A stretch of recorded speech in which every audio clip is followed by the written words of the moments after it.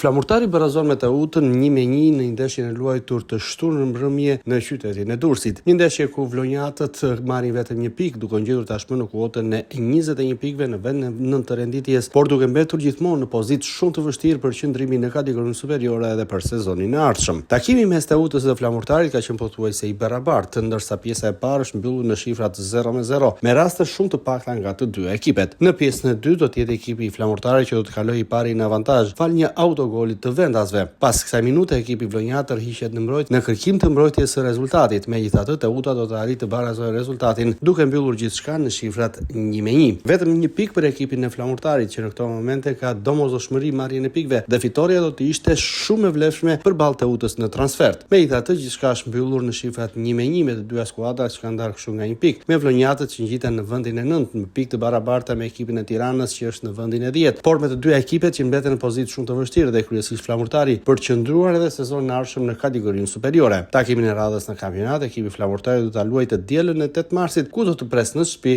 Vllaznin, ekipi i cili kryeson renditjen e Superligës.